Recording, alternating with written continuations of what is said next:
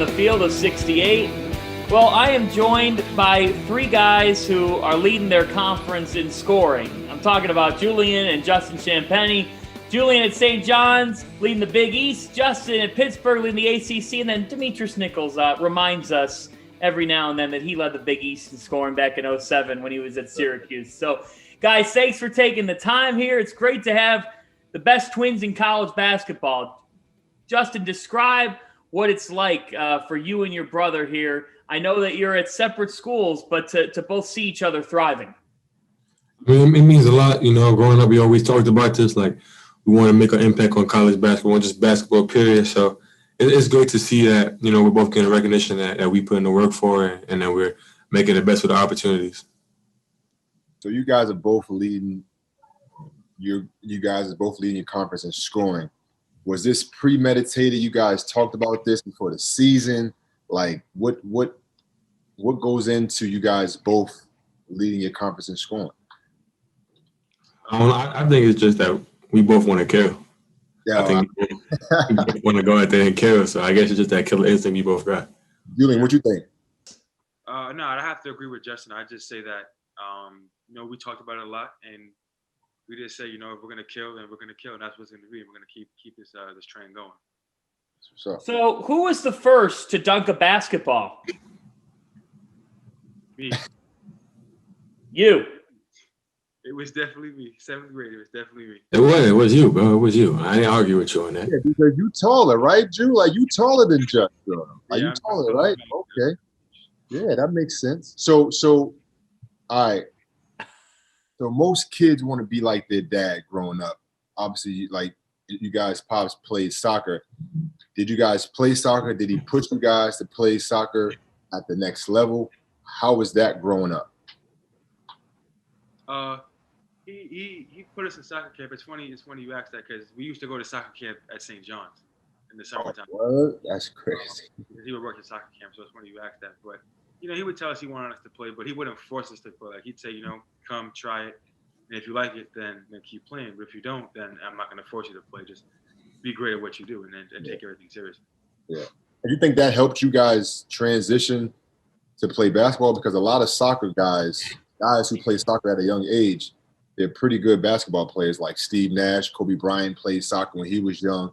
Do you guys think playing soccer at a young age helped you guys get that advantage on the basketball court?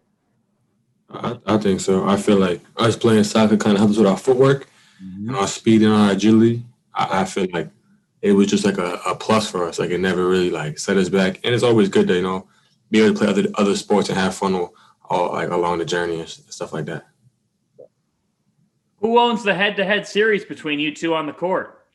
Don't even lie, Julian. Don't lie about this one. Me. I own it. All right, so is it 50-55, 50-56? Like, what is it? Like 100-4. No. It's like 100-4. No, it's not too far off now. Probably like 10 games ahead of you. I don't know the exact number, but it's probably like nowhere above 10 games ahead of him. It's something like that, yeah. He can't mess with me. He can't. What did you two do during quarantine?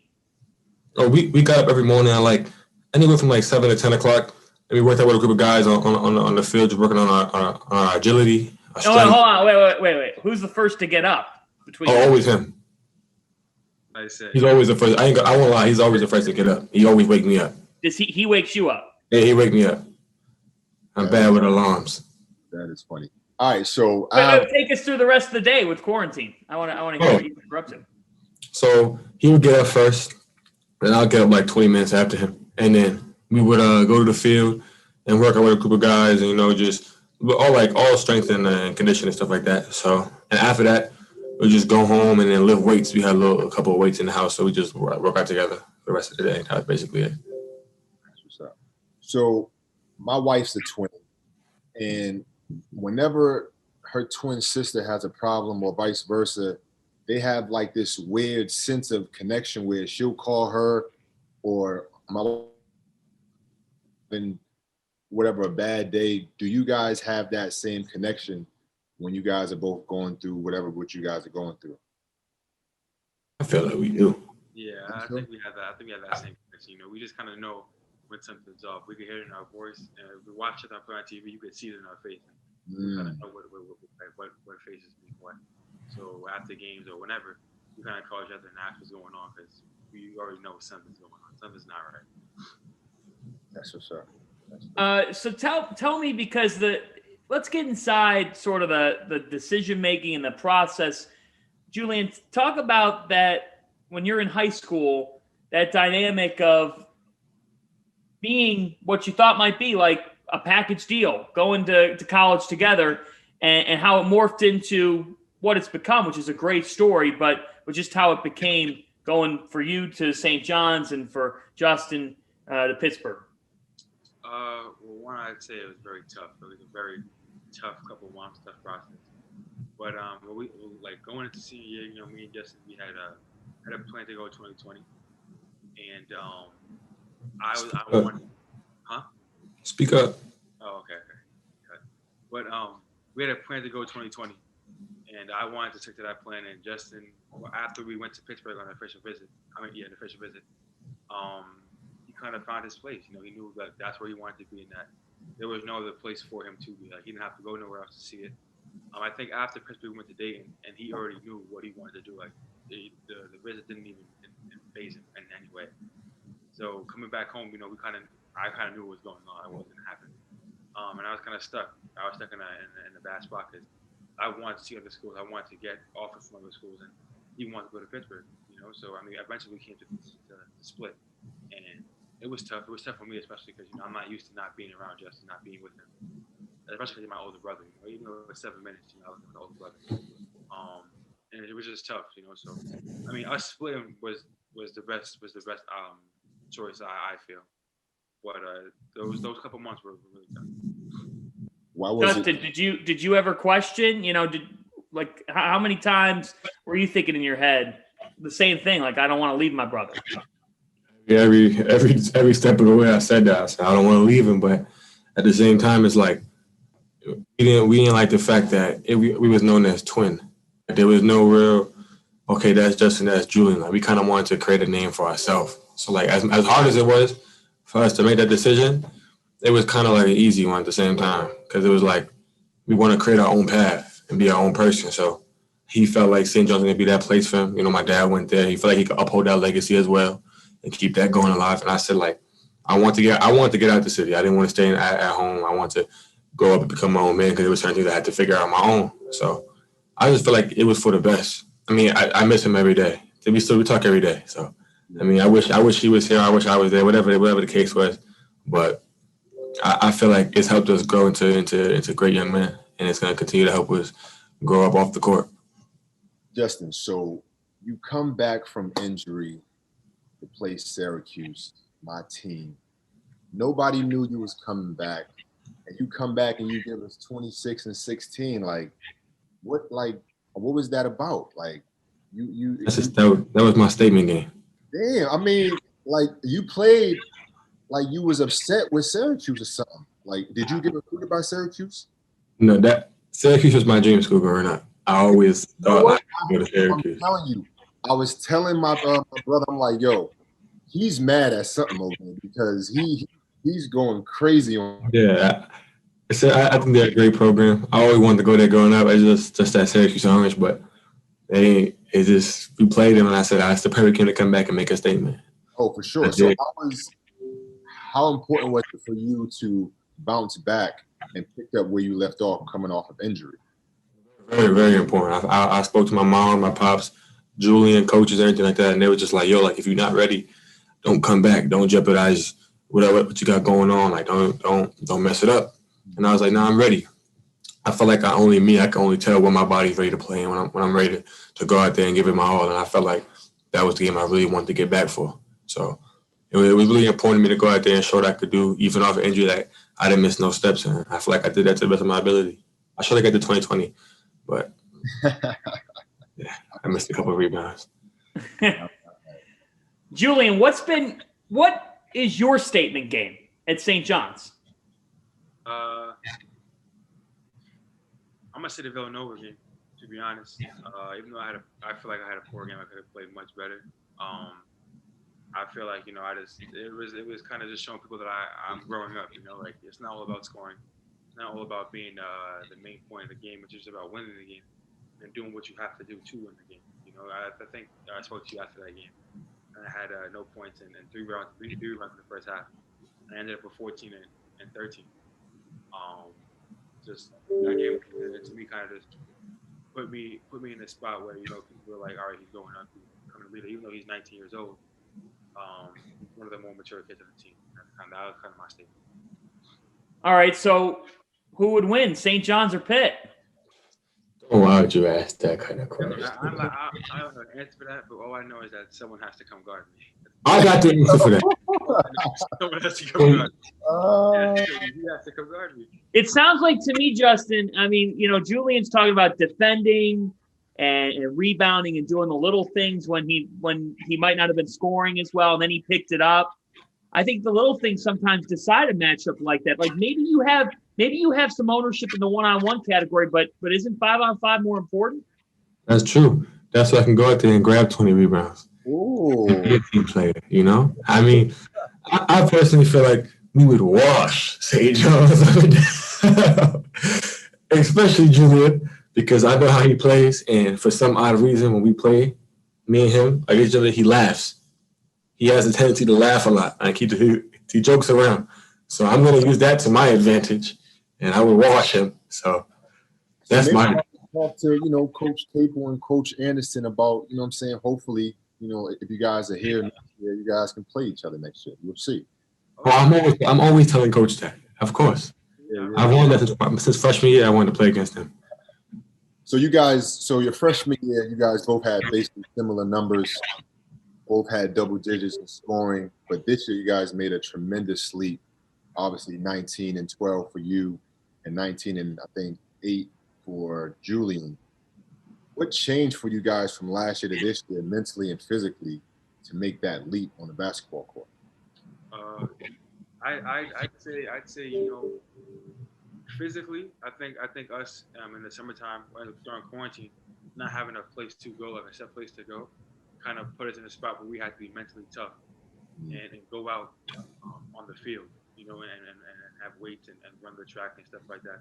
I think that helped us physically, like not rely on certain things and just get tough and get strong, But mentally, I'd say, I think, well, for myself, I'd say I just boost my confidence.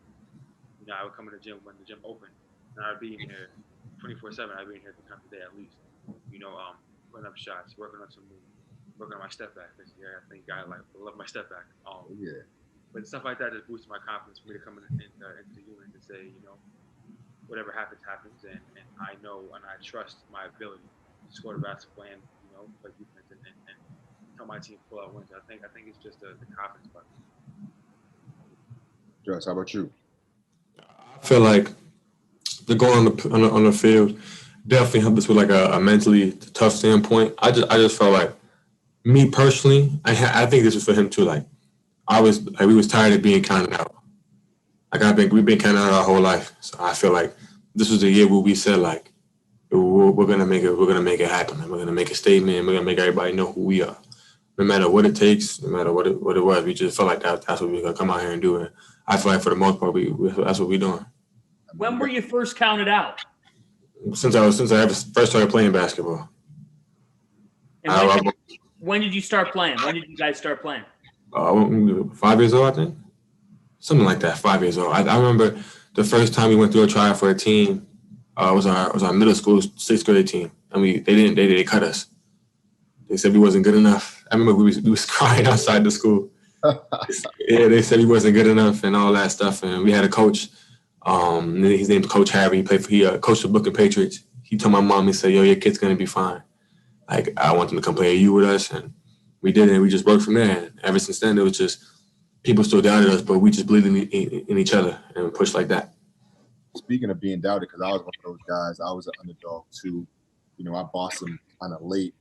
If I was an NBA scout right now, and I asked you both you guys a question, what separates you guys from other players in the country?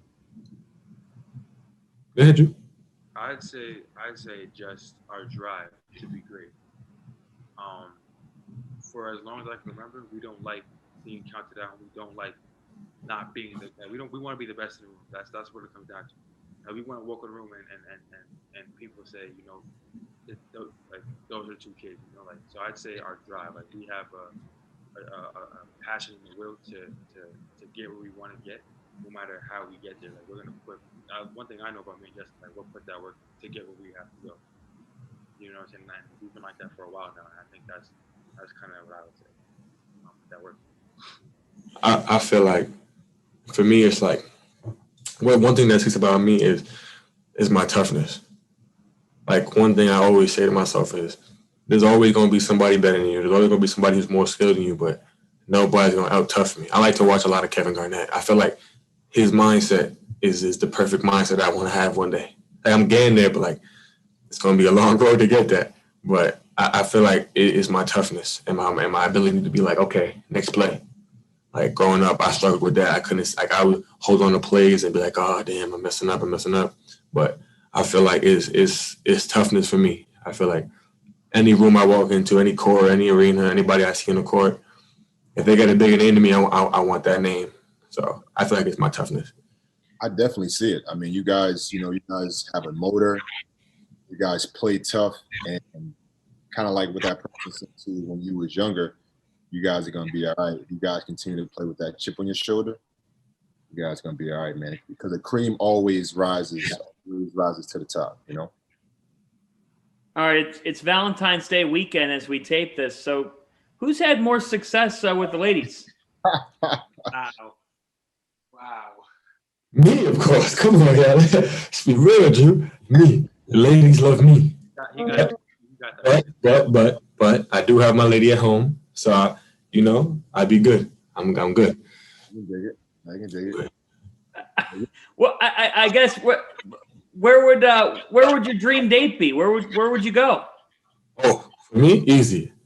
Me and my girl can go to Jamaica on the resort, all for a whole week or whatever it is. That's perfect for me. I don't need too much. I can dig it. All right, Julian. I don't know. I don't know. Me and my girlfriend are kind of quiet, so like whatever we like. But I would say one thing we do, one place we do like, we do want to go. It's expensive, not right now, but in a while. Bali. My cousins always go there, and we always be like, we want to go there for vacation.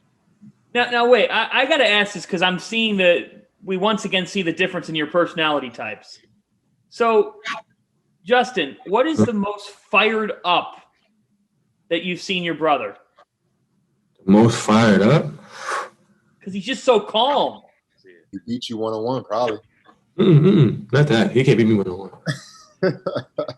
I fired up. I would have to say the beginning of this year was when I seen him like, yo, I see a killer in his eyes. Like I've seen it before, but like in glimpses, like he was putting pieces together of who he's about to become and what kind of game he's gonna put out there. But I feel like the beginning of this year is when I said, whoa, he got that killer mentality, and you could just see it when I looked at him when I came back home from summertime in Pitt. I said, yo, he's about to do something special. That's when I saw it. I said, yeah, he's fired up. He's about to be a killer. So, Julian, where'd that come from? I mean, how did that start? I just say that I watch a lot of now I watch a lot of basketball. I watch like old games and film of myself and Justin. And I would watch his games a lot, and I would see the energy on the bench, and I see his energy, and I had to be like, that's the energy I want to have. I want to have the same energy as Justin. I always struggle with being loud or energetic. I'm always quiet, calm, and I get what I have to get done. But just being fired up, it kind of just comes from me telling myself like, you could do it. Like just being confident, and be like, all right, like I'm gonna do it, and then when I do it, I'm gonna like scream. Now I'm gonna have fun. Like it's just having fun. To me, it's just having fun. I just want to have more fun. That's what all right, fellas. So I'm an NBA scout. So, Julian, what's your greatest weakness? My greatest weakness? I'd say, well, it depends. Like if it's basketball wise or mentally. Like, are you asking? No, basketball. Basketball. Always on the court. Basketball wise, I'd say my weakness is is off the bounce, off the dribble. I feel like I can get places off the dribble. I can get into my shot off the dribble. I feel like we got better at that, but I have to get quicker with the basketball, quicker with my feet in general, so I can attack the basketball. And also being a little tougher. Like I feel like I play tough, but I haven't reached the level of toughness that I know I can get to. My turn? Yes, sir. I feel like off the dribble is mine. I feel like I not that I can't do it, I just gotta be more comfortable and confident in myself with putting the ball on the ground more. I feel like right now, like with my team and stuff like that, I feel like I don't really have to do it as much as I'm saying I should. But I feel like putting the ball on the floor, on the deck is one thing I gotta work on more to propel my game to that next level. Y'all want some advice? Uh-huh.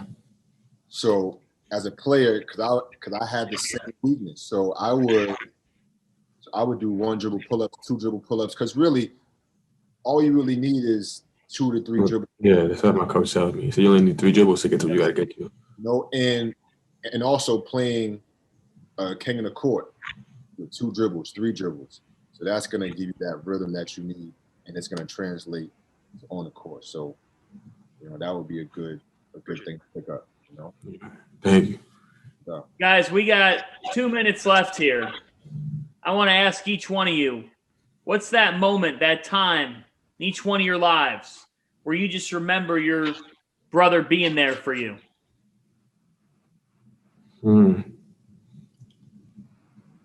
I would have to say maybe 2 months ago. I was going through some problems with myself. It wasn't myself. I had some issues, and he made sure he called me. He was gonna come out here and he was gonna leave school and come out here for a day or two to make sure I was good. And he just stayed on the phone with me for hours and everything like that. So I feel like that's one moment where I knew he got my back no matter what. He's always here for me. I always feel like he's here for me. Day in and day out, I wake up, I think about him. I just know he's good. If he's good, I'm good. That's all I say. That's what I love about it. I don't know. There's a lot of different occasions that he's been there for me. But I'd have to say just high school. If I think about high school, the first thing I think about is Justin. Because I'm very outspoken. I still am a little outspoken, but high school was really bad. I didn't talk to nobody. I was quiet, calm as always. And some people will kind of take advantage of that sometimes. They were use their advantage to get one over on me. And most of the time I just let things happen because it doesn't really bother me. But he was one of those people that was there. He was the person that was there to stop that. All right, this is my brother, and it's not gonna happen. No one could do that to him. No one could treat him any different way besides him. Word. But no one could do that, but me. It's me. You guys can't do that. And there were plenty of times where I would get into whatever I got into in school, and he'd be there to stop it. All right, it's not happening. So I'd say just the whole high school 4 years. He was just key to me getting to where I am now. Well, Justin, Julian, you guys are fantastic, and it's easy to see why you're both having success at your respective schools, and the bond that you share is really powerful, guys. Thanks so much for joining us here on the pod. This was awesome, and congrats and good luck here on continued success as we get into March. Thank you. Thanks for having me. Yeah, good luck to you guys. Hey, keep killing, man. Every night. And I can't curse on the pod, but you guys know what to do. Love watching you guys play. You're crushing it, both of you. Congratulations. Thank you.